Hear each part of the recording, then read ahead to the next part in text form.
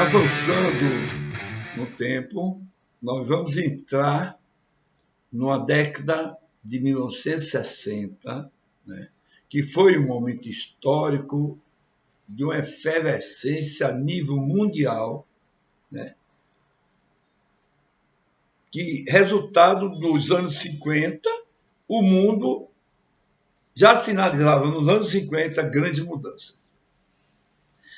Os baby boomers, que eram uma referência à explosão demográfica ocorrida após a Segunda Guerra Mundial, eles agora, nessa época, já estavam adolescentes, pré-adolescentes, e foram descobertos pelo mercado de consumidores, tornando-se alvos das novas criações, invenções da chamada indústria cultural, né?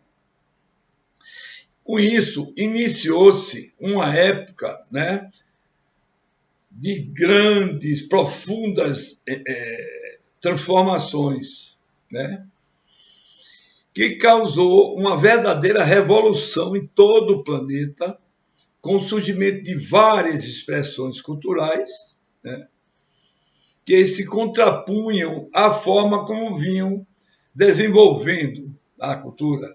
Isso os críticos chamavam, os historiadores, de contracultura, né? E como isso se refletiu, né, a essa efervescência, os antigos estúdios, a Warner, MGM, a United Artists, a Paramount e outros, não estavam preparados para atender as expectativas deste público tão jovem, né? Nesta ocasião, grandes conglomerados financeiros, que, na sua maioria, não tinham nenhuma ligação com o cinema, interessaram-se em comprá-los, esses estúdios velhos, visando uma forma de lucro. Isso repercutiu muito no cinema, especificamente, né? Porque o cinema não deu uma guinada de cinema, de arte, uma forma de fazer um cinema, mas como uma forma de fazer um cinema mais comercial. Isso dá para se ver muito, que, assim, em 1955, bem esse reflexo de atender esse público novo, né, adolescente. Por exemplo, em 1955, tivemos a inauguração da primeira lanchonete McDonald's, um dos maiores ícones do consumo de pós-guerra, né? Nessa mesma época, o estúdio Warner lançou o filme Juventude Transviada, que retratava as aflições desse novo público, dessa nova geração mais jovem, que representava essa época. Ele foi lançado em 26 de outubro de 1955 e teve uma primeira exibição mundial. E seu protagonista, James Dean, que ficou como um símbolo dessa geração, ele, inclusive, ele morreu 10 dias antes do filme ser lançado, numa desastre de carro, né? E aquilo também tornou um mito. Nos anos seguintes, tivemos outros acontecimentos, fatos, que repercutiram na tela do cinema, como podemos ver, por exemplo, em 56, estudantes búlgaros marcharam em Budapeste contra o domínio da Rússia. Em 57, o lançamento do primeiro Sputnik, satélite especial da história pela Rússia. Em início de 59, a Revolução Cubana eclodiu em abril do mesmo ano, e a crise da Baía de Porcos iniciou um período da chamada Guerra Fria, né? Isso, vê bem, quanta ebulição histórica, né? É um período da chamada Guerra Fria, Estados Unidos e Rússia, que por pouco não soltaram seus mísseis atômicos.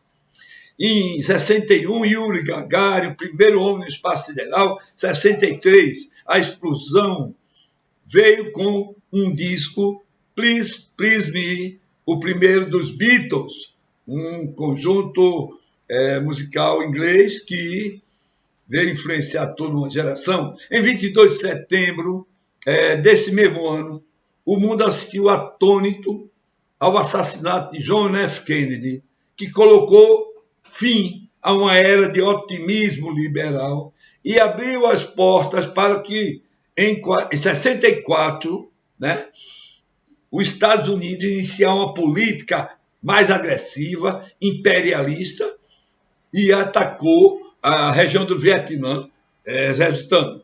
Isso, nesse mesmo ano, foi lançado um filme com o rei com o quarteto que estava surgindo, os Beatles, revolucionando a música.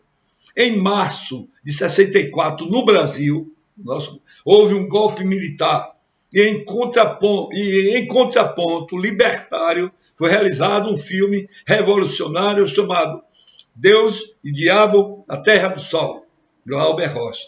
Deus e o Diabo, o bom e o mal, o maniqueísmo.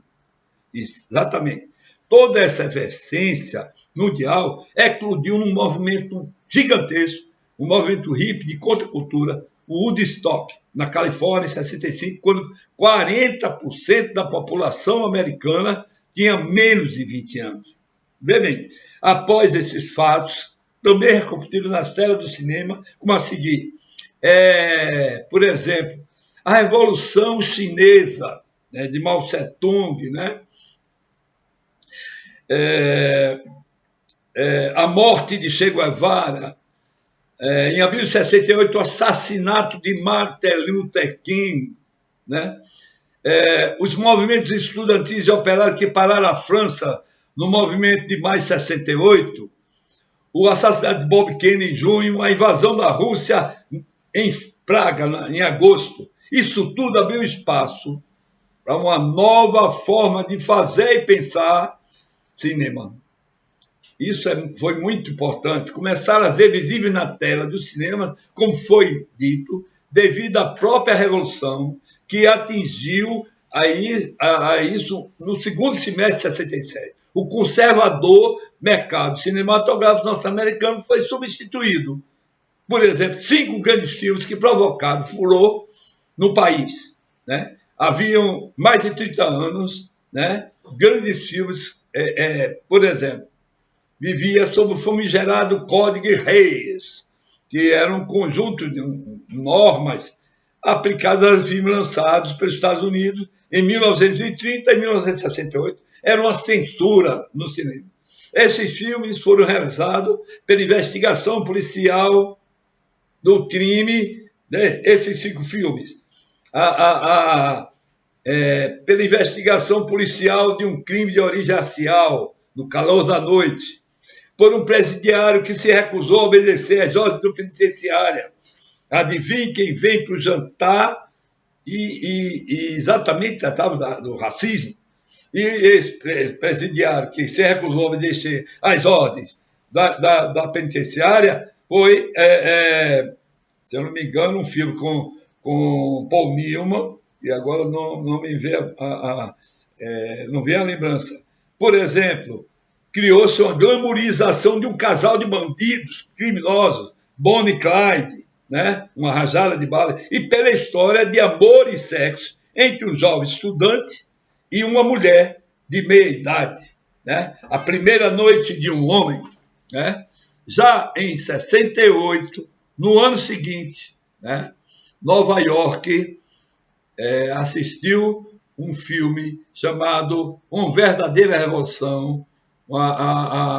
Um cineasta de nome Stanley Kubrick filmou na Inglaterra o revolucionário 2001, Uma Odisseia no Espaço.